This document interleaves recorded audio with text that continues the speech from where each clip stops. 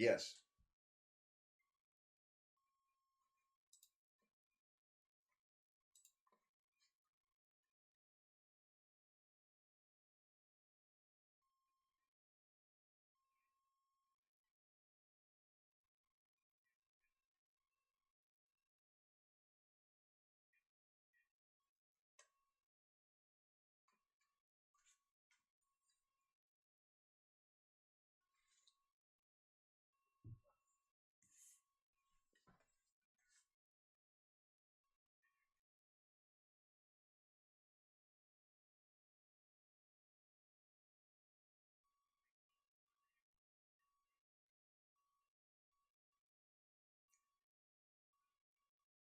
Yes. Um, so to be clear, if you actually let me bring up the syllabus. If you look at the syllabus, um, your class participation is actually a pass-fail grade. So it's not actually counted into the grading metric. So um, if you let me put it to you this way. If we had a student who had, for example, a work schedule that prevented them from being in class on a regular basis, maybe they had shift work, and as a result, they were, there were maybe 7 or 8 times during the course of a semester they had to be gone. But they did watch the video. They kept up with the assigned reading, and they took it upon themselves to make sure that they were that their essays demonstrated a grasp of the material. Um, as long as they're communicating with me, so I know what the circumstances are, and they're participating as well as possible, that wouldn't necessarily cause their grade to tank. Um, so um, that's one of the benefits of being in the remote learning environment, is that we do have the option of working with students more than when, essentially when I was in seminary, if you missed class, you had to get somebody else's notes and copy them. So, yeah, yeah. So just bringing up the grading rubric, 30% of your grade is essays, 30% is research paper, 10% is notebook. Final exam is 30%. Your attendance and participation is basically a pass fail. So if you're if an example of a failing grade in participation would be you log in every day, but your camera and microphone are always off, so we don't even know if you're present. You um, you turn in assignments that demonstrate you may or may not have done the reading, but haven't really been paying attention in class. That could lead me to say, I don't think you really took this class. Maybe we should see you next year. So, um, but as long as you're actively trying to participate to the best of your ability, and you're keeping up with the work, that's the main thing. We do have video rolling today. So, yep. Right now, it looks like OBS is doing well. We have video running, and I don't want you to fail either. I don't know if you were here when I told one of the class groups in the last few days. Right now, everybody has an A. It's yours to keep. So, right now, you're all straight A students in my classes. Um, Josh?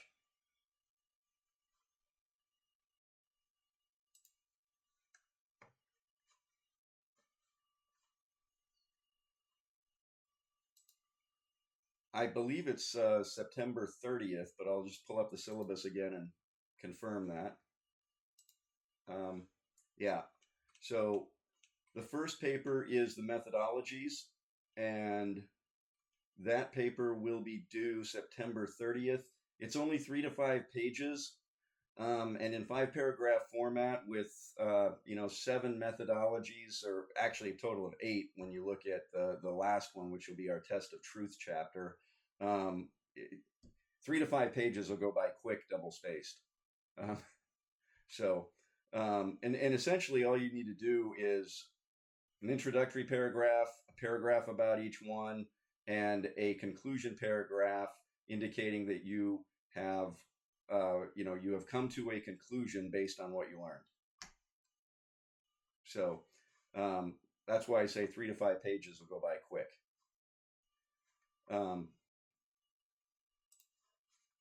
All right.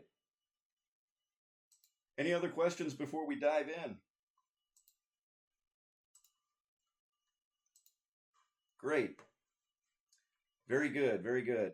All right. So we are in Christian methodologies and, Christian apologetics, methods for seeking ultimate truth.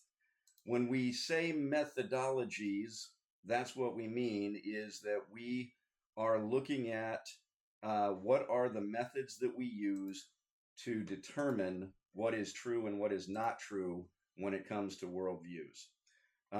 So far, we went through the list of definitions that I had shared with you guys. Someone had asked for a glossary, so I included one with the slide deck. Ryan, did you see that the slide deck for this week was uploaded yesterday? Perfect. So we went through these definitions. What is agnosticism as a method of finding truth? And of course, that was the one where I said, really, this is a method of not finding truth, right? If your method is no one can find truth, well, then you're not finding truth. The second would be rationalism, fideism, experientialism, evidentialism, pragmatism, combinationalism, and undeniability. And as I said, we will, at the end of today's lesson, I shouldn't say at the end of the lesson, the last thing we'll do in today's lesson will be to go through our slide deck again with you guys having the chance to do more of the talking. But before we get to that, we're going to go to the third of our methodologies, and that is fideism. So the last thing we did yesterday was we talked about the weakness of rationalism. So we're going to go to fideism, and come on, there's fideism. All right. So fideism is essentially the methodology that says all you need is faith. Okay. So have you ever encountered a Christian who their response to any apologetic method, or any defense of the faith was, we don't need that stuff, we just need to believe it? Which, I'll be candid, if you're talking about two Christians talking about whether or not to believe the word of God, I would agree with that. If you're talking to someone who's already a child of God, they should believe the word of God because God said it, right? But if you're trying to have a conversation with someone who is not sure they believe the Bible is the word of God, they're not sure Jesus is the Son of God, they're not sure if the Christian worldview is a good one or the right one, or not a good one at all. Telling them you just have to believe it to understand it probably isn't going to be effective, right? So let's talk about the weakness of fideism for a second. Fideism has a great weakness in that it gives us the idea that faith is the vehicle through which the grace of God is applied to a person at the point of new birth. But as a means of helping someone escape a competing worldview, there usually need to come some thoughtful and reasonable arguments as to why, on the one hand, the faith they already have in their own worldview system is misplaced, and on the other hand, that faith in the God of the Bible is not misplaced. Arguing that if you'd only believe in my God, then you'd know that he is real, actually does make sense to a believer, but it doesn't usually bring an unbeliever closer to God without some other support for the God of the Bible.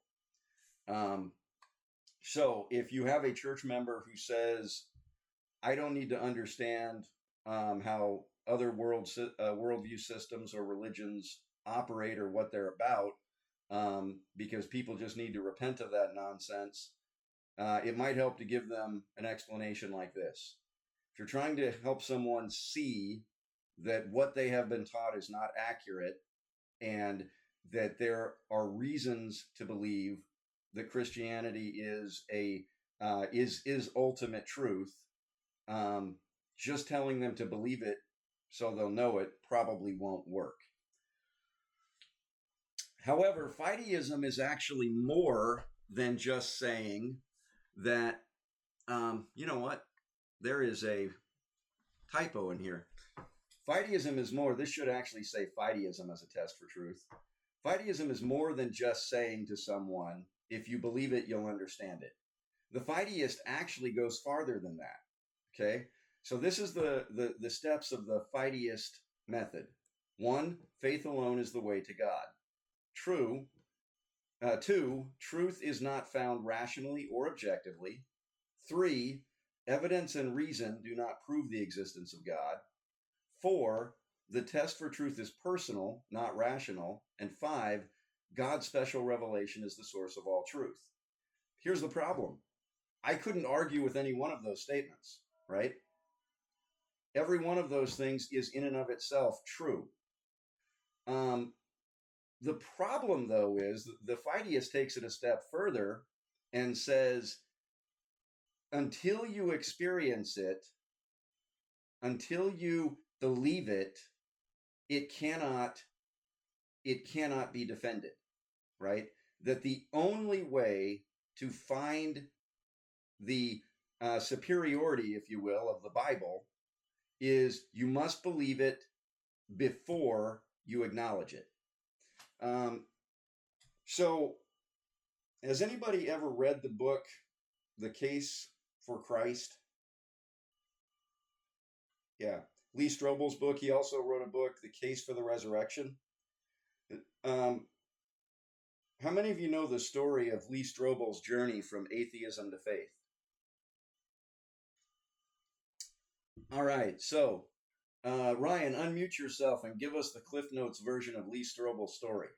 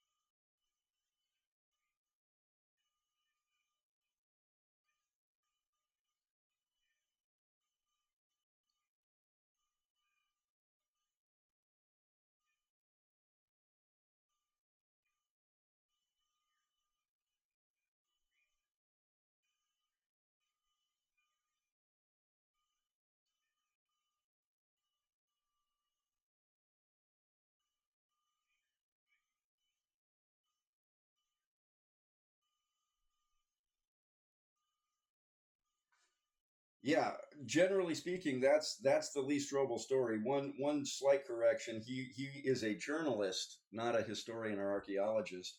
But those aren't really that different from each other. As a historian, I'm just a journalist of yesterday's news. So um, the the idea of Lee Strobel's journey is a perfect example, though. His wife didn't beg him to believe so he would know it was true. You know, get saved and then you'll know that Jesus is real. She simply challenged him to prove Christianity wrong. And it was his essentially journalistic integrity that he actually followed what, I was in media for many years.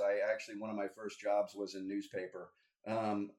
One of the principles of Joseph Pulitzer's journalism integrity theory is you pursue the story where the facts lead without any preconceptions.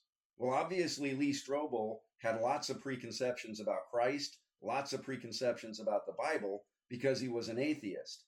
But what he did is he set those aside and pursued the story, if you will, objectively evaluating the evidence, and came to the conclusion Jesus Christ has to be who he says he is.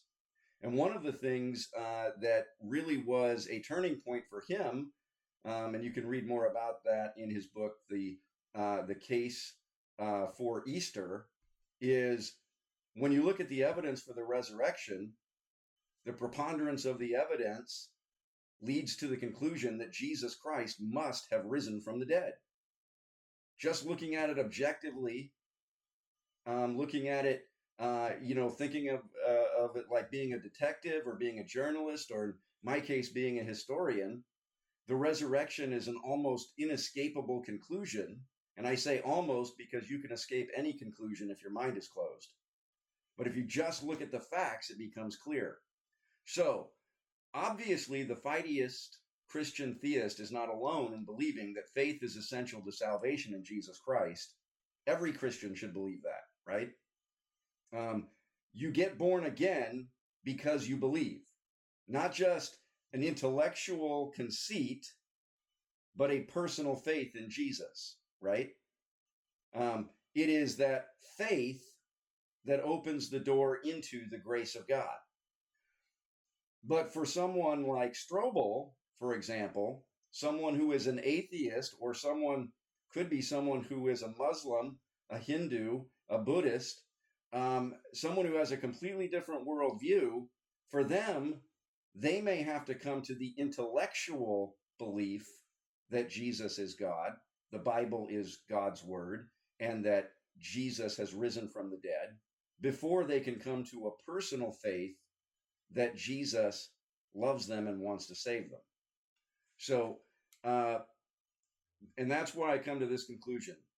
As a soul-winning technique, it may fall short to tell someone, if you would just believe it, then you'd know it's true. But here are the good points of fideism. God's revelation is the source of truth, both general and special. That is, creation and the Bible declare the glory of God. When we talk about general revelation, that's God's revelation through nature. Special revelation is God's revelation through the Bible. Most of you probably heard those terms in your previous seminary classes, if you haven't used them in the pulpit. Evidence and reason can point to, but prove conclusively that God exists to a skeptic. Okay?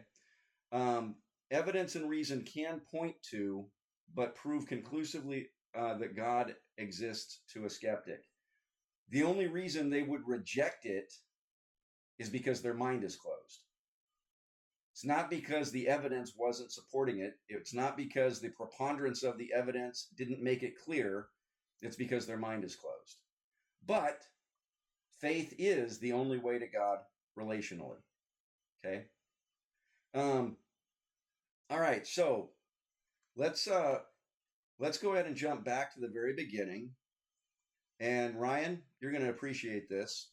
We're going to take a moment and review everything we learned so far yesterday and today, but we're going to do it now in a group discussion format. Anybody here ever heard of Socrates? In the words of Bill and Ted, you can look him up. It's spelled Socrates. Socrates developed a method for learning called the Socratic method. And the Socratic method works like this. I pose questions and you guys talk about them. So if everyone could unmute, I'm going to pose some questions. First of all, let me review methods. How can we know ultimate truth in a universe of many worldviews to choose from? In the world around us, you will find agnosticism, rationalism, fideism, experientialism, evidentialism, pragmatism, combinationalism, and undeniability are the primary ways that people will argue for or against a worldview. So here are some definitions that we all need to remember. Metaphysics. This title simply means the first principles of existence or being, and it is the study of philosophy itself. Okay? So these are the first principles. Being is the principle of existence. Being is being, the principle of identity. Being is not non-being, the principle of non-contradiction. 4, either being or non-being, the principle of the excluded middle. Non-being cannot produce being, number 5, the principle of causality. 6, being causes being similar to itself, the principle of analogy. So let me just throw out a discussion question and see who wants to jump on it. Let's talk about the principle of the excluded middle. Okay.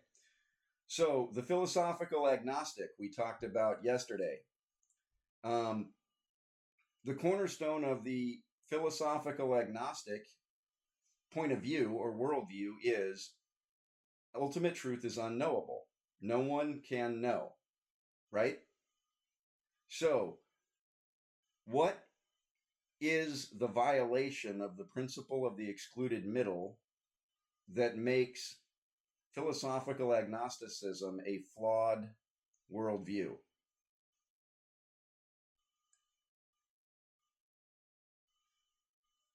In other words, how would you apply the principle number 4 to the agnostic approach to worldviews?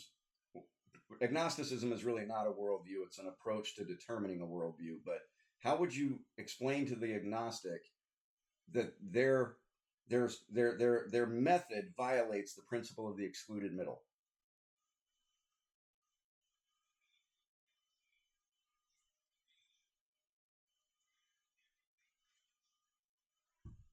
Okay.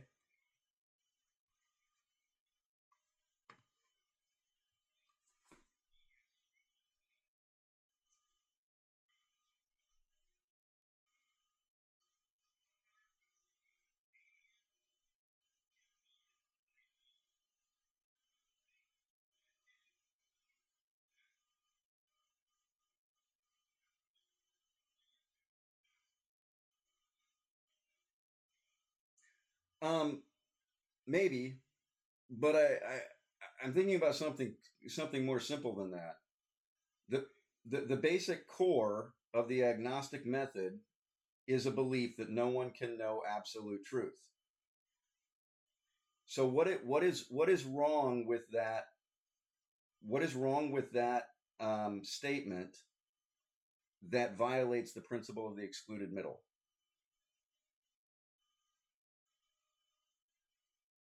Yes.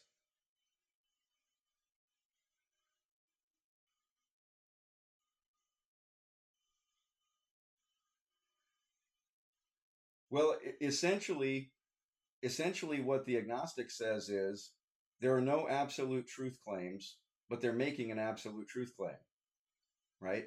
Either there is absolute truth or there isn't. That's the excluded middle. There is nothing in between. Absolute truths exist, absolute truths don't exist. So when the agnostic says, I don't believe there is absolute truth, truth is unknowable, the the question is, do you believe that absolutely? Their own truth statement is a statement of absolute truth. So either either you can know that there is no way to know, or you can't know that there is no way to know. But if you make an absolute truth statement, you can't say there are no absolute truths. The problem with agnosticism is that it's a self-defeating premise.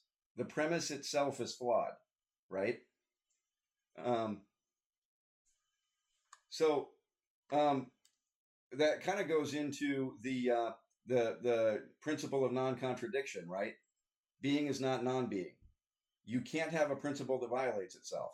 So the agnostic violates obviously number 3 and number 4 of the first principles of existence. Something either is or it isn't. Absolute truth either exists or it doesn't, right? So if you have an absolute statement that absolute truth is unknowable, how do you know that's absolutely true? Right? Um, all right, but you also brought up principle number 5, Junior. Non-being cannot produce being, the principle of causality, right? I mean, what is the law of cause and effect? Kevin?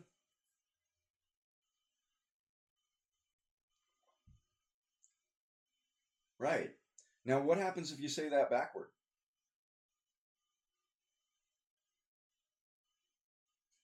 For if for every action there must be an equal and opposite reaction, for every reaction there must have been an equal or opposite action, right?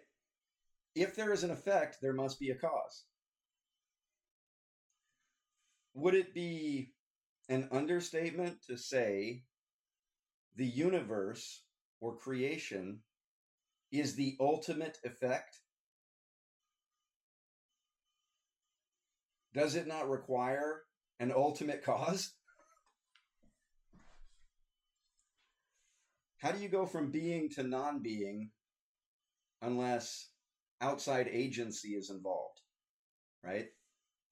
Um, what's interesting is that this simple set of principles that most people cannot argue with, right? I mean, if you when you stop and look at these and you think about them for a minute, these are undeniable first principles of existence. Everybody would agree with these. But it wasn't a Christian theist who first formulated this stuff. I mean, this this is basic Socratic philosophy. Socrates, Aristotle, Plato, all of the great philosophers of the ancient Greeks and Romans, this was their foundation. And yet, you remember when we talked about in ancient history class, those of you who are in that class, how God used the nations that came from the sons of Shem, Ham, and Japheth to prepare the world to be in the perfect place historically, economically, socially, commercially, for the gospel to spread quickly. And that's what it means when it says in the fullness of times, Christ came into the world.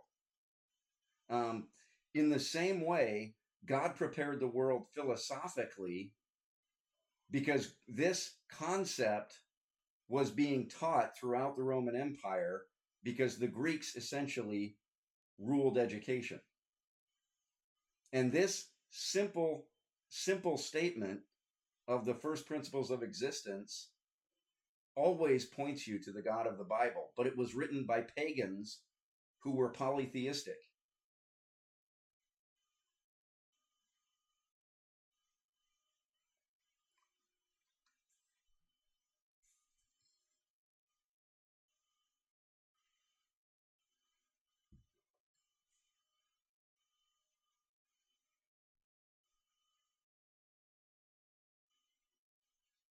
Mm-hmm.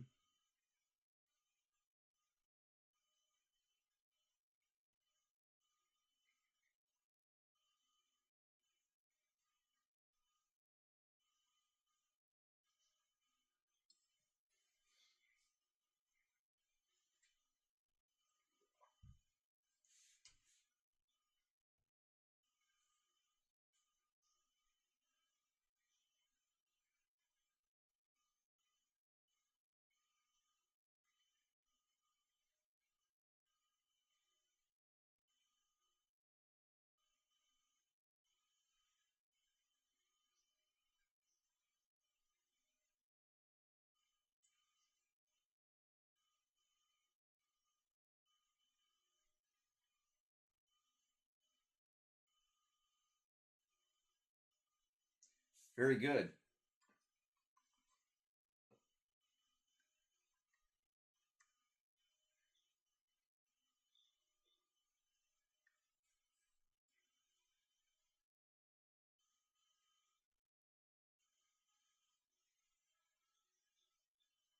Hmm.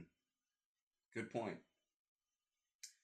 All right, so here is the glossary of terms. We start with metaphysics. That's what we just discussed. The philosophy of philosophy itself, the study of the first principles of existence. Cosmogony, the study of the origin of creation. That's what we've just been discussing, right? Where is the first cause?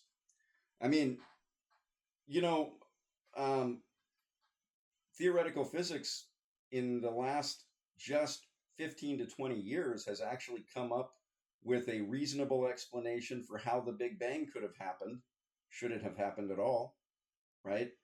Um, because the math of theoretical physics points us not to an 11-dimensional universe with, you know, three large dimensions of space, one large dimension of time, and you know, remaining 7 small dimensions, quote unquote, that are on the microscopic level. No, there's actually 12, and in the 12th dimension, there's 2 versions: membrane theory and string theory. There are all these different universes that exist, and every now and then 2 of them collide, boom, and a new universe is formed with a new Big Bang.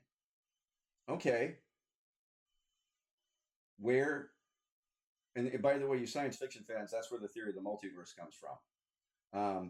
Some mathematician on a chalkboard figured out that in order for the math to work in theoretical physics, you need a 12th dimension. All right, so, okay, smart Mr. Physicist, tell me then, where did the 12th dimension come from? Where did all those universes come from? What were the first 2 universes that bumped into each other and created a Big Bang and a new universe, right? You can only come up with one of 2 answers. You can go back to the theory of the ancient Mesopotamian pagans that the universe has always existed, or you have to go back to an ultimate cause, right? I mean, many atheistic scientists have said for a generation, life could not have begun on planet Earth. It must have been transplanted here. Okay. Well, then, whatever planet it came from, how did it get there? Right? One of my favorite topics is the topic of epistemology, the theory of knowledge itself, the study of knowledge. It seeks to answer the question, what does it mean to know something about anything? And really, if you think about the methodologies that we're considering, all of those things are epistemological. They're about how do we find the answer? How do we know something? And how do we know that we know it? Right? Which brings us to the definition of knowledge. To know something means to have a justified, true belief. I believe I exist. I do actually exist. My belief that I exist is justified by my reflection, the observations of others, and my birth certificate. Therefore, I know that I exist. That's a pretty easy example, right? So, someone who is very brave, unmute yourself and give me an example of a justified true belief in ordinary life.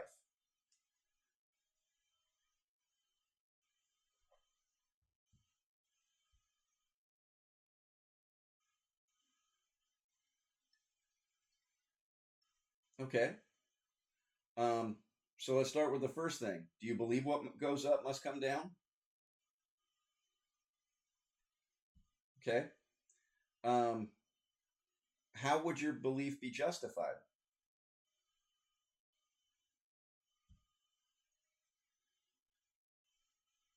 Yep. Why do you think law enforcement officers never fire a shot up into the air to, quote, get people's attention?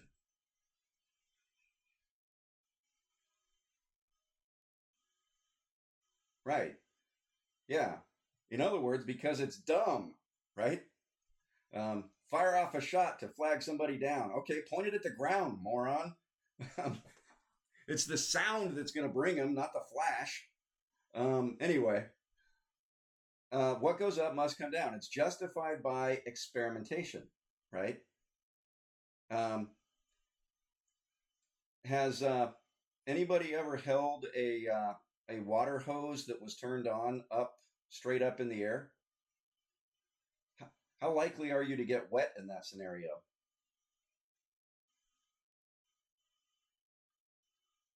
Okay, fair enough. Um, Okay, so let me ask you a larger question then. Is it true that what goes up must come down?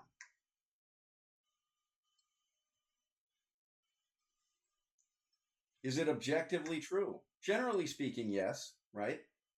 No one has been able to disprove the law of gravity, right? We don't know what it is. I mean, contrary to what some textbooks will tell you, we have not yet figured out what gravity is or how it works. Scientifically, I mean. Uh, Einstein Einstein said it probably wasn't a fundamental force like Newton said, but between the Einsteinian physics and quantum physics, we still can't figure out what gravity is or how it works. Okay, all we have are theories, but nobody's been able to disprove the law of gravity. Okay, so let's say it is true. So you believe it, it's justified by experimentation, and it is actually true. Therefore, you know it. That's how you know that you know, right? Um, Teleology is the study of purpose. Axiology is the study of value. You're probably most familiar with teleology because of one of the arguments for God known as the teleological argument. And most of you probably were just, this morning at 6 o'clock when you got up and grabbed your coffee, were thinking about the teleological argument for God, right? No? Neither was I. So a theologian and philosopher named Thomas Aquinas developed this concept. And essentially, it came from he was walking one day in a field and he saw a rock. And he began to ask himself, what function does that rock serve? What purpose does it have? It's just a rock. And then he took out his pocket watch and looked at it, and he said, now this has very clearly defined function that is obvious, right? What is a pocket watch for? No, it's a decoration I wear in my vest. My phone tells me what time it is. No, seriously. Yeah, the watch is designed to tell time, right? Um, it if you wind it up, it runs. If you don't wind it up, it doesn't run. But if you wind it up, there are gears that you cannot see inside, gears that turn the hands on the clock until the spring that you have wound up is fully unsprung, and then you need to wind it again, right? Obviously, watches are just something that happens in nature, and all you have to do is go outside and pick them up like a rock, right? No. The the the fact that the clock or the watch is designed with a specific purpose and function demonstrates the existence of a watchmaker. That's the teleological argument for God. The universe has purpose. Mankind has purpose. The sun has purpose. Even the rock has a purpose. Therefore, somebody must have made all this stuff. And whoever that person is must have been smart enough to make all this stuff. And you essentially work yourself back to an omniscient, omnipotent, omniscient God by acknowledging that in order to have designed the universe, only God could have done it. So that's what we mean by teleology, is the philosophy or study of purpose. Axiology is the study or philosophy of values. What is important? Morally, economically, relationally, what is important? What do you value? And how do human values reveal to us the existence of God, right? Obviously, if there is morality, it must have come from somewhere. I won't get into that argument right now because we'll spend the rest of the class just doing arguments for God. Um, then again, this is apologetics. All right, so here are the methodology definitions. Agnosticism, having no knowledge. Either I don't know is one version, or no one can know which worldview has ultimate truth. And yesterday we talked about questions you can ask to determine which of these you're dealing with and how you can bring them to have a reasonable discussion. Rationalism. The rational is the real. If something can be rationally disproven, then it is false. Fideism. Faith alone leads to truth. All I need in order to know the truth of the Christian theistic worldview is to believe it. Experientialism. Not simply I know it's real because I experienced it. This approach says that religious or spiritual truths cannot be thought or felt and therefore cannot be communicated effectively. They can only be known by experience. Evidentialism. By providing evidence of the historical claims of my worldview, I can prove it is ultimately true. Pragmatism. You cannot think or feel your way to truth. You must live it out. If a worldview system works, then it is ultimately true. And then we find in these last three definitions something that might actually help us. Combinationalism. Since all of the previous truth tests fail to adequately produce knowledge of ultimate truth alone, combining elements of some or all of them is the way to obtain knowledge.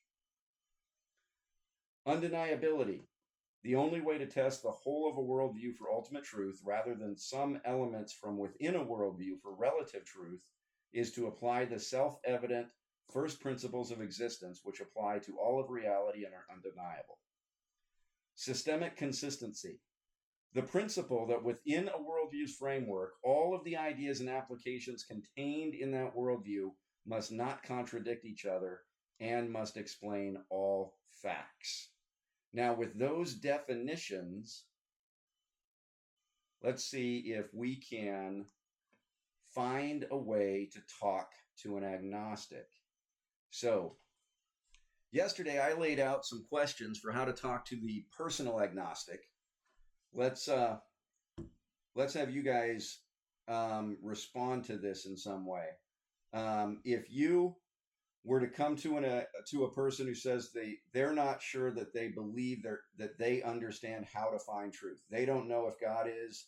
They don't know what religion is right. They don't know if they're an atheist. They don't know if they believe in God. And they're not sure how to know. And you ask them these three questions.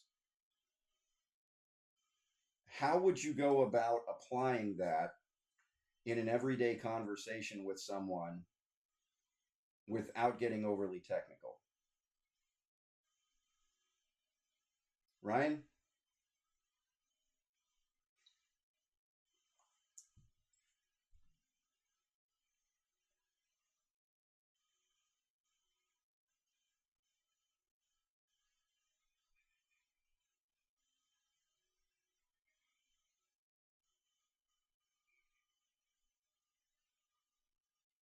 Mm-hmm.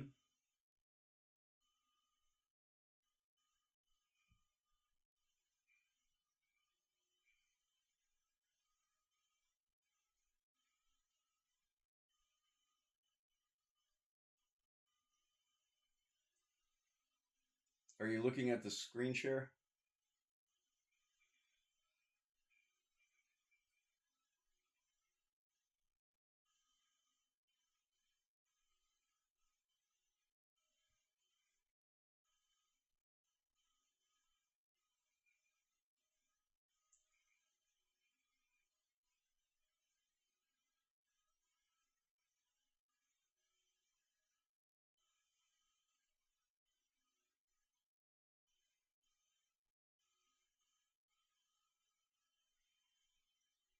That's okay. Yeah, how would right.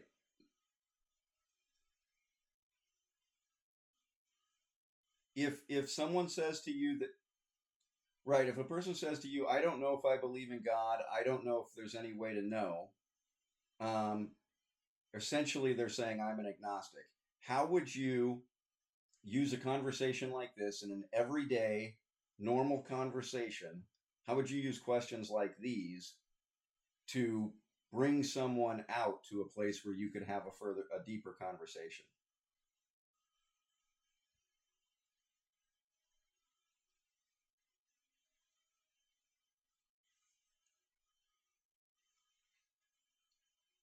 Right. And yes, Ryan.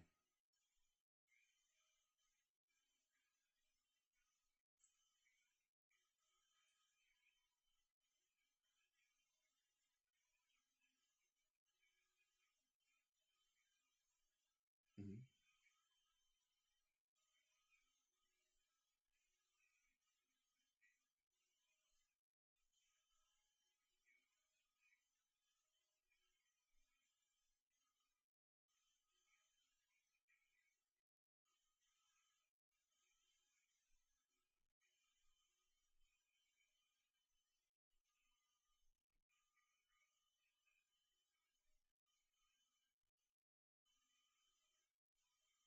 Well,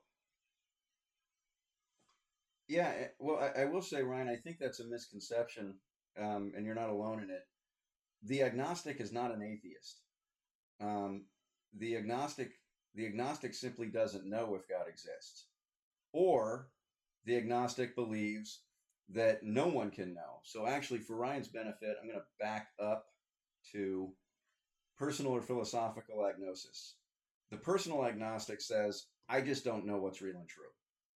The philosophical agnostic says, there is no way to test what is real or true. No one can know. There is there is no way to know which worldview is right. Therefore, all worldviews are untestable. Okay. So the first thing that I want to do when I encounter someone who says, I don't know, is find out which I'm dealing with, right? Because it's a lot easier to work with someone who says, I don't know, than to work with someone who says, I don't know, you don't know, nobody knows because no one can know, right? I mean, you're going to find a deeper level of obstinance with the second kind, right? So that's why, usually when I hear I'm an agnostic, or a lot of times people don't use that word, right? They'll say, I don't know. When you say you don't know, what does that mean to you? Or what do you mean by that? Right? And then the next thing I ask is, so are you saying that you don't understand it personally, or are you saying that no one could possibly know it? Because the answer to that question determines what I say next, right? So, Lauren, once you identify that this person is a personal agnostic, I don't know, as opposed to no one could know, how would you phrase a question like number three in your own words in a normal conversation?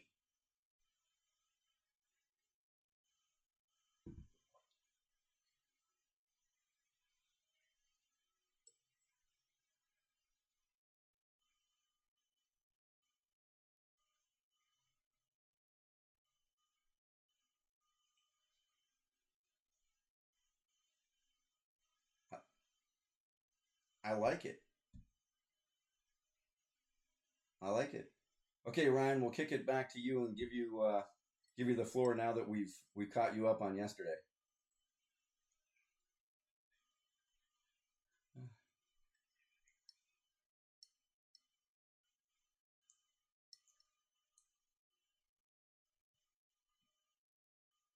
So, how would you put question number three in your own words in a normal conversation?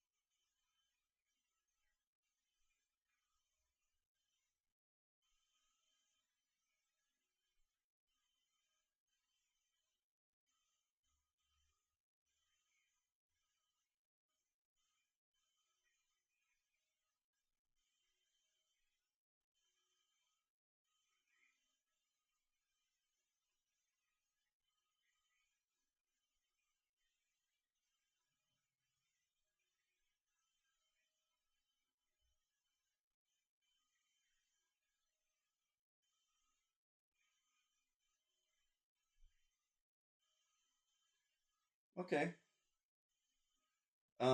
One of the simplest ways to ask this question is, do you want to know? I don't know if there's a God or not. Do you want to know? Because sometimes the answer will be not really, right? Tell me you haven't encountered that, right? Somebody says they're claiming to be an agnostic in whatever words they use. I don't know. Do you want to know? Not really. I don't know. I don't care, right? Um, and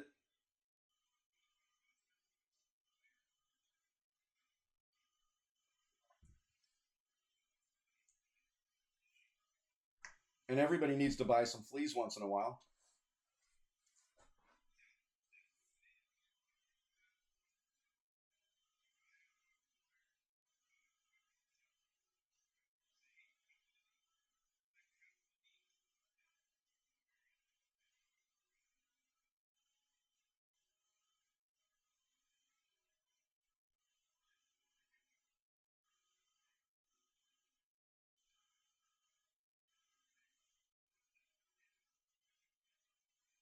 Hmm.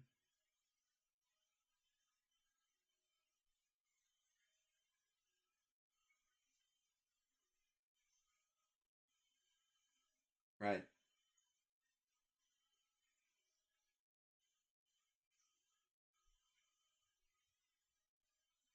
Hmm.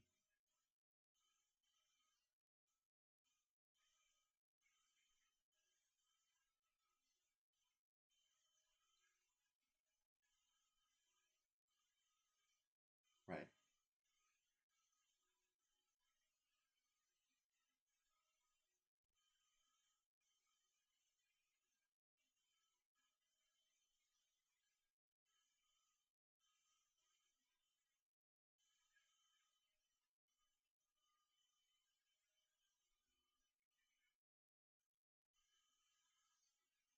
Cosmological argument. Yep.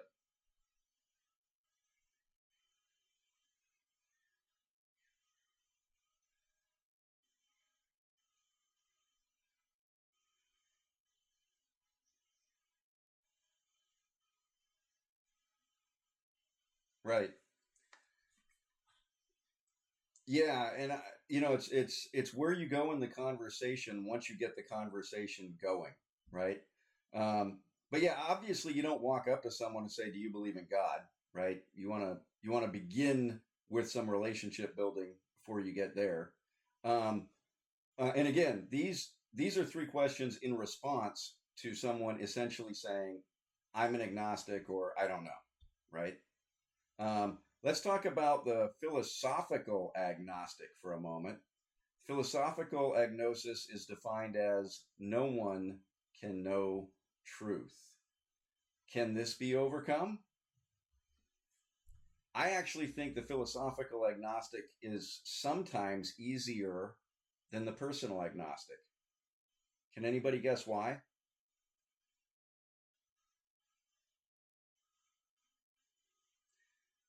Because typically the philosophical agnostic has thought through that they're that no one can know, and they've come to a conclusion that no one can know. Right? A lot of times, the personal agnostic, when you ask the question, "Do you want to know?" they're going to say no. They don't care. Right? But the philosophical agnostic, more often, sometimes it's just an excuse, but more often, the philosophical agnostic has actually given thought to this. Right? They're like, you know, I looked at some different worldviews and I looked at some different religious faiths and kind of looked at atheism and I kind of looked at Christianity and I kind of looked at Taoism. But, at the end of the day, does anybody really know? Came to the conclusion, no, no one can really know. Right. But you know what that means is they have thought about it. Right. And so the journey has already started. So, um, So once again, you start with the first two questions to kind of identify who you're talking to, right? And you get the answer, no one can know. You get to question three, and it's different, right? I don't know that I would ever say it exactly like it is on the screen. That's written this way not as a script, but for clarity. Are you saying that you take it as a truth statement that no one can know any absolute or ultimate truth? Right? Um, so, and then do you think that ultimate truth, if it did exist in any worldview, that one way you could see that is that such a worldview would be consistent, not contradicting itself? I don't know that I would use those words with most people unless, unless I was talking to another professor, maybe a liberal one. But there are easy, simple ways to phrase that question for ordinary people, right? Um, so, you know, if there is a right or if there is a truth, God is, God isn't, more gods, one God. I mean, do you think that that would have to be a position or a religion or a viewpoint that would be consistent with itself? That there wouldn't be obvious contradictions in it, you know? And that's where you kind of spring a trap, but you got to do it in a way that it doesn't feel like you sprung a trap. Isn't your viewpoint then kind of self-defeating, as it makes an absolute ultimate truth claim that no ultimate truth can be known? Um, Agnostics can be tough, right? Because they've convinced themselves either that they don't want to know or that they can't know. And sometimes you kind of have to rock the philosophical agnostic a little bit to get them back into the question, is there a way to know? Right? So, Josh, when someone makes a truth claim and that truth claim says there's no ultimate truth or no way to know an ultimate truth, how could you, in an ordinary everyday conversation, help them to see that they have just contradicted themselves?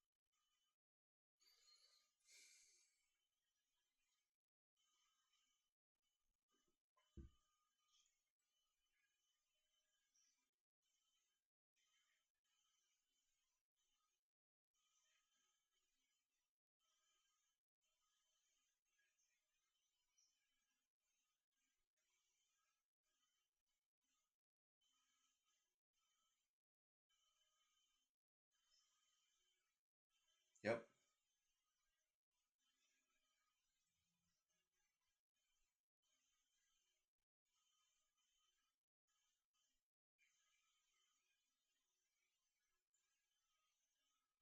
At least the conversation has started, right?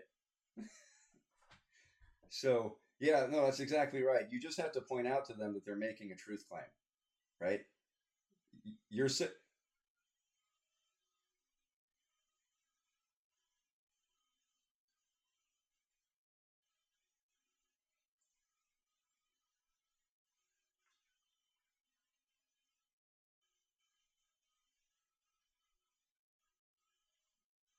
it may be your truth that I have cancer, but it's not my truth, right? Um, no, actually, agnosticism is different from pluralism, right? Pluralism would say there's truth in every religion, many paths to one destination, all that stuff. That's not what an agnostic is saying. They're saying there may be ultimate truth, but no one can know how to get there, right? So, and I'm sure that's what Josh has experienced with his sister. when she says she's an agnostic, she's saying you can't know you're right and someone else is wrong, right? Yeah. Um, so,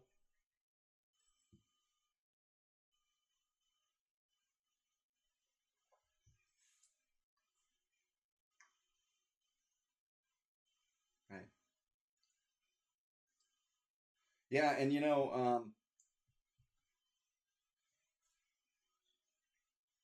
right.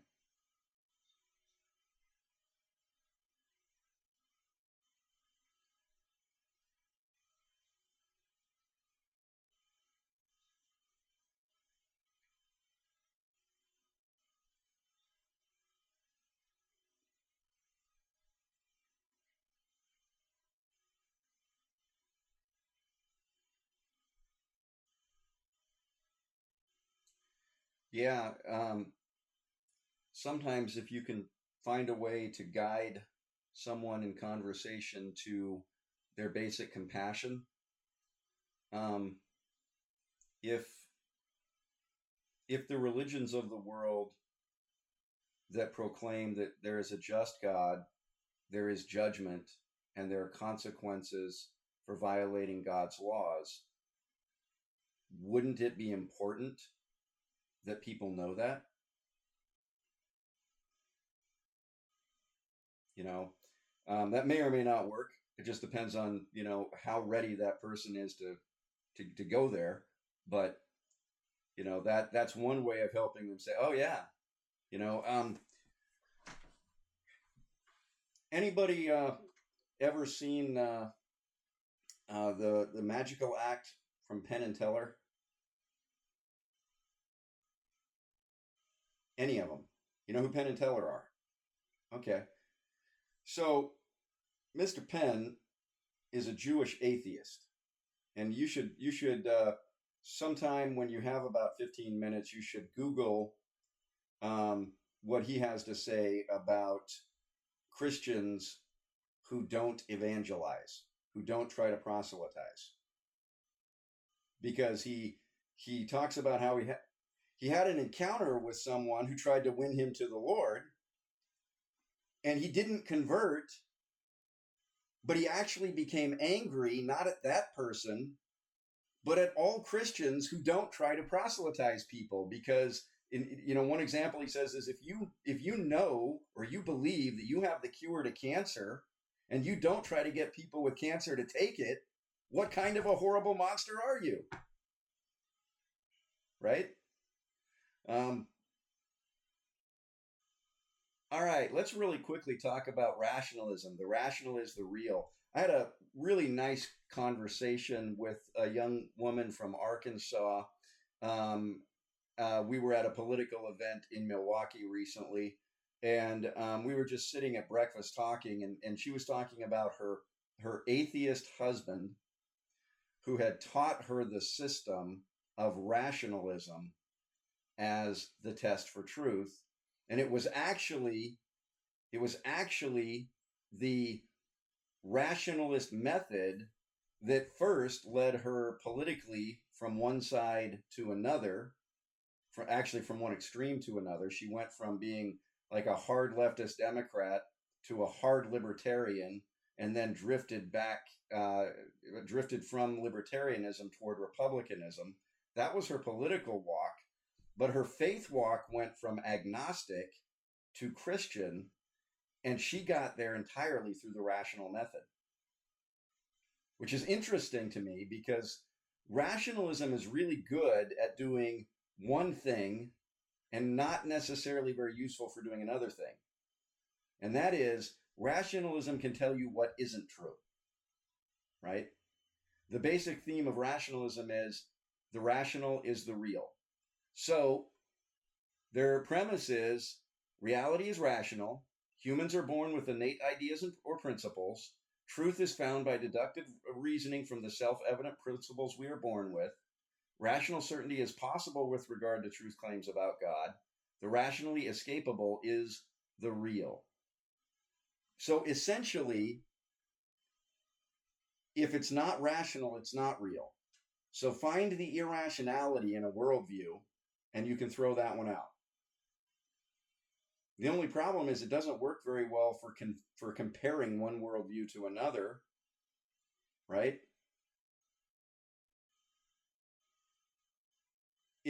It almost relies on human beings being able to define rationalism the same way, right? How many of you have ever tried to have a conversation with a family member who had completely different politics than you during an election, right? Isn't it interesting how both of you will come away from that conversation believing the other person is completely irrational, right? That doesn't mean that rationalism doesn't have any merit, right? Yes, Ryan.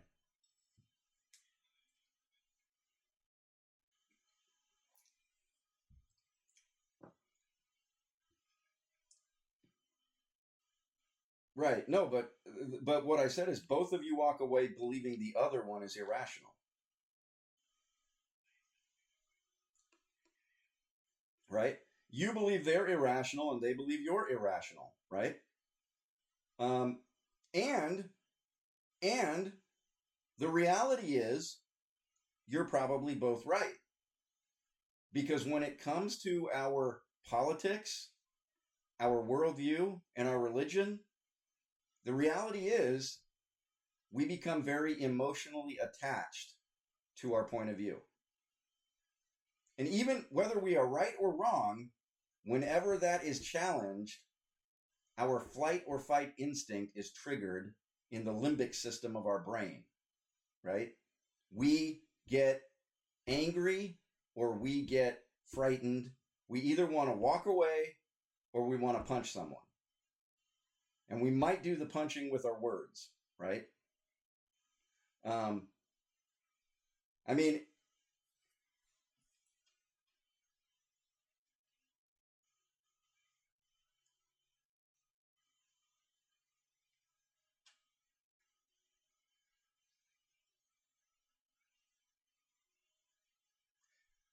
they keep, yeah, that's one of the ways that you can apply rationalism is with an axiological approach, meaning you're looking at the values of something. So, for example, if you're trying to take a look at a worldview system, one of the ways you might evaluate it is, does it have good morals? What does it value? Right? If a cult leader says the supreme value is loyalty to me as the leader of this cult, most people outside of that cult would say that value system is not rational, right? Because human beings are fundamentally flawed and you shouldn't have ultimate loyalty to a person even over and above the ideal.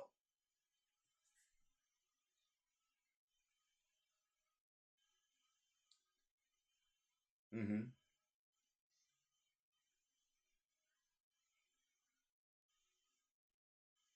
Yes. There are other ways you can apply rationalism besides through values, but they do naturally fit together. So you can use them. You can use the rational method with an axiological application, um, but you can also use it with a teleological application. Um, so um, rationalism stresses the undeniability of first principles. So when you're talking to a rationalist, and when I say this, I mean like someone who is a college educated, self identified rationalist. Um, just talking to them about the metaphysical laws of first principles will immediately earn you street cred, because they'll say, oh, this person's one of us enlightened people, right? Ah, this guy actually knows what he's talking about, not one of those ordinary plebes who don't know anything, right? There's a there's an arrogance in education, right? Let's just be candid about it, right? I mean, you'd be amazed how many times I hear a college professor say, "Wait, you have a PhD and you're a pastor? Like, actually, the average pastor after 20 years of pastoring probably has the equivalent of 6 PhDs worth of education. Maybe not formal education, but if you're studying to preach 2 to 3 times a week, how much education are you getting over the course of 10 to 20 years of preaching 2 to 3 times a week and spending 5 to 10 hours of preparation on each message, right? But there is an elitism in the realm of academia. I mean, I know of a well-known, I won't mention his name, a well-known author in the American Baptist Association with a doctorate from an ABA seminary, whose daughter-in-law said that his son was the first person in his family to graduate from college. And when someone said, well, wait a minute, his father graduated from college, got a bachelor's degree, a master's degree, and a doctorate. And her response was, that's not a real college. Now, I'm going to ask you, since you told people that you're in Bible college, has anybody given you the impression that they don't think you're in a real college? No? Good for you.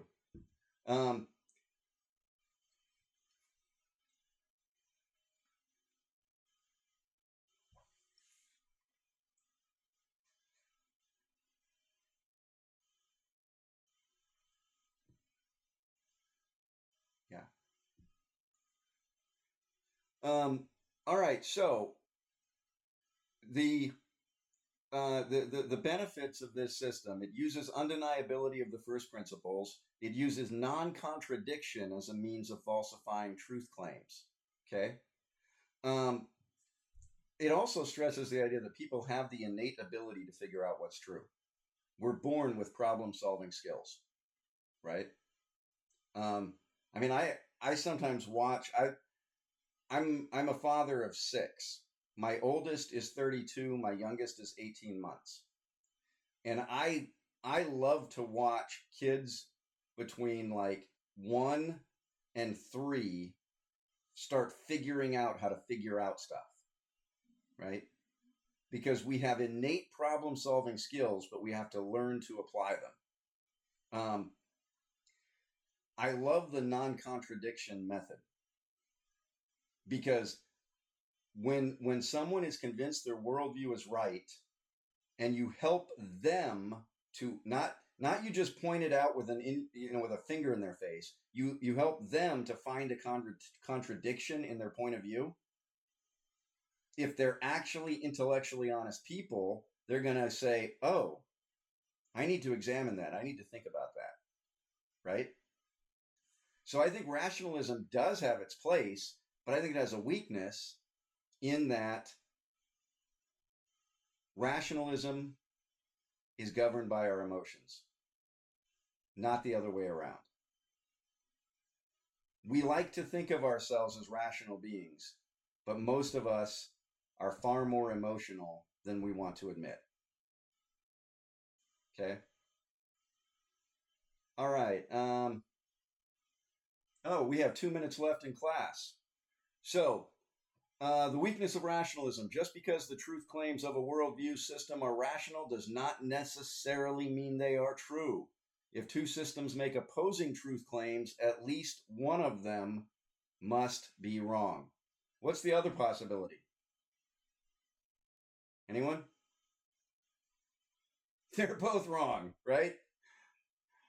Rationalism alone may help us to eliminate some worldview systems, but it is not sufficient to test worldviews against each other to find ultimate truth. And fideism, we already talked about this morning, but faith is the vehicle through which the grace of God is applied to a person at the point of new birth, but as a means of helping someone escape a computing worldview, there usually need to come some thoughtful and reasonable arguments as to why, on the one hand, the faith they already have in their own worldview is misplaced, and on the other hand, that faith in the God of the Bible is not misplaced. Okay, so we're out of time. We'll wrap it up there, and I will see you guys on Monday.